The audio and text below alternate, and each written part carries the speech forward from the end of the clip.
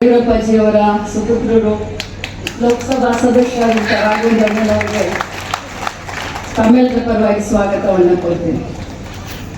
ಬಂಧುಗಳೇ, ನಾನು ಹೇಳ್ತಾ ಇದ್ದೆ, ನಾವು ಹಿಂದೂಗಳು ಭಾರತೀಯರು ನಮ್ಮ ಸಂಸ್ಕೃತಿ ಯಾವ ರೀತಿ ಇದೆ ಅಂತ ಹೇಳಿದ್ರೆ,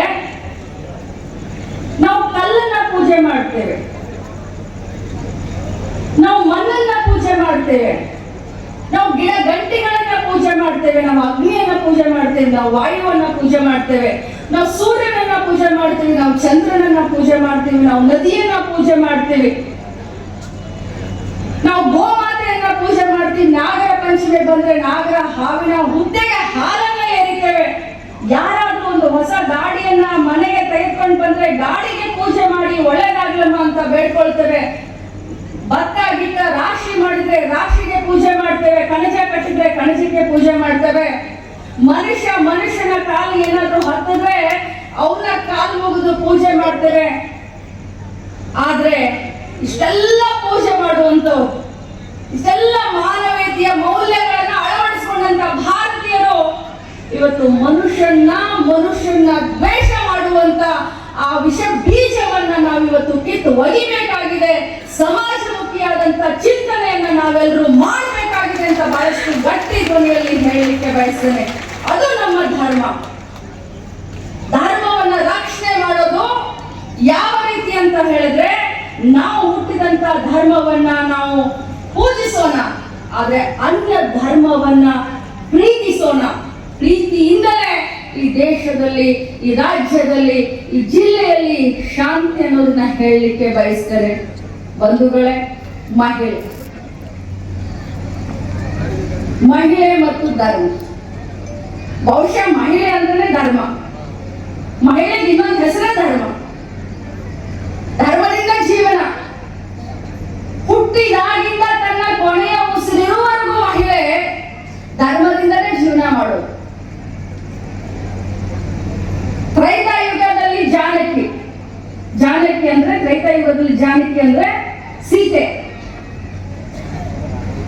ಸೀತೆಯಿಂದ ತ್ರೈತಾಯುಗ ಪ್ರಸಿದ್ಧಿಯಾಯಿತು. ದ್ವಾಪರ ಯುಗದಲ್ಲಿ ದ್ರೌಪದಿಯಿಂದ ಪ್ರಸಿದ್ಧಿಯಾಯಿತು.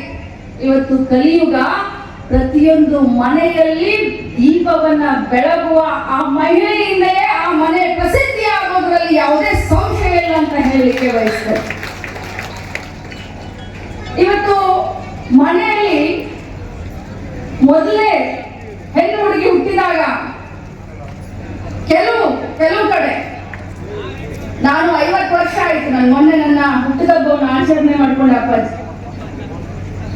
50 ವರ್ಷದ ಹಿಂದೆ ನಮ್ಮ ಮನೆಯಲ್ಲಿ ನಾವು 5 ಜನ ಅಕ್ಕ ತಂಗಿಯರು.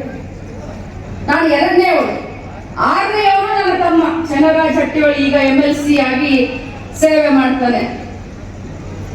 ಆದ್ರೆ ನಮ್ಮ ತಂದೆ ತಾಯಿ ಯಾವತ್ತೂ ಕೂಡ ಹೊರೆ ಅಂತ ಅನ್ಸ್ಕೊಳ್ಳಲ್ಲ. 5 ಜನ ಹೆಣ್ಣು ಮಕ್ಕಳು ನಮಗೆ ಅಂತ ಆ ಹೊರೆ ಅಂತ ಅನ್ಸ್ಕೊಳ್ಳಲ್ಲ, ಅಥವಾ ನನಗೆ ನಮ್ಮ 5 ಜನ ಅಕ್ಕ ತಂಗಿಯರಿಗೆ ಒಬ್ಬನೇ ಇದ್ದಂತ ಚನ್ನರಾಜ್ ಹಟ್ಟಿ ಒಳಗೆ ಭೇದ ಭಾವ ಮಾಡಲಿಲ್ಲ.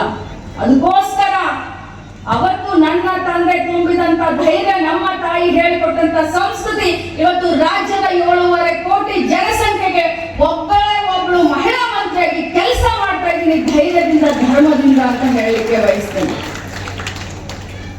ಒಂದು ಮನೆಯಲ್ಲಿ ಹೆಣ್ಣು ಮಗು ಮೊದಲೇದು ಹುಟ್ಟಿತ್ತು ಅಂತ ಹೇಳಿದ್ರೆ, 2ನೇದು ಗಂಡು ಮಗು ಹುಟ್ಟಿತ್ತು ಅಂತ ಹೇಳಿದ್ರೆ, ಆ ಮೊದಲನೇ ಹೆಣ್ಣು ಮಗು 3 ವರ್ಷಕ್ಕೇನೆ ತಮ್ಮನ್ಗೆ ಅಕ್ಕ ಆಗಿ ಅಲ್ಲ, ತಾಯಿಯಾಗಿ ನೋಡ್ಕೊಳಕ್ ಶುರು ಮಾಡಿದೆ.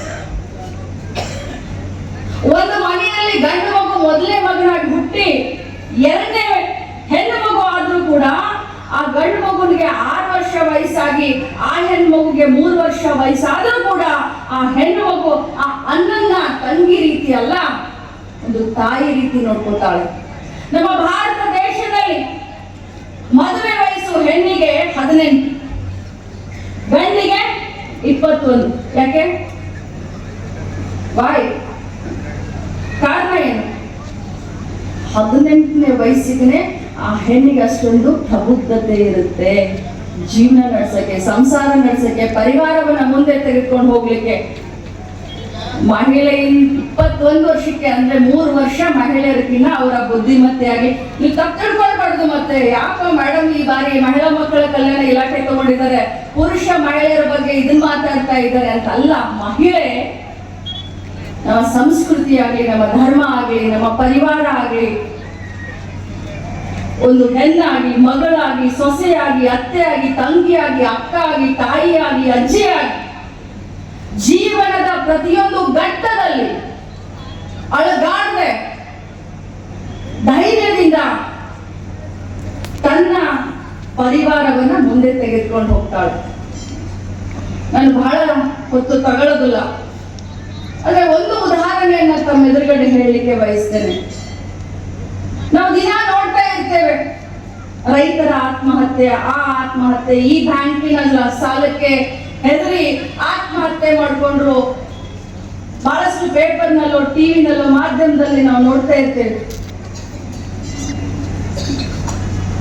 ಆ ರೈತ ಆತ್ಮಹತ್ಯೆ ಮಾಡ್ಕೊಳ್ಳೋಕ್ಕಿಂತ ಮುಂಚೆ ಒಮ್ಮೆ ತನ್ನ ತಾಯಿಯ ಬಗ್ಗೆ, ಹೆಂಡತಿಯ ಬಗ್ಗೆ, ಮಕ್ಕಳ ಬಗ್ಗೆ ವಿಚಾರ ಮಾಡೋದಿಲ್ಲ.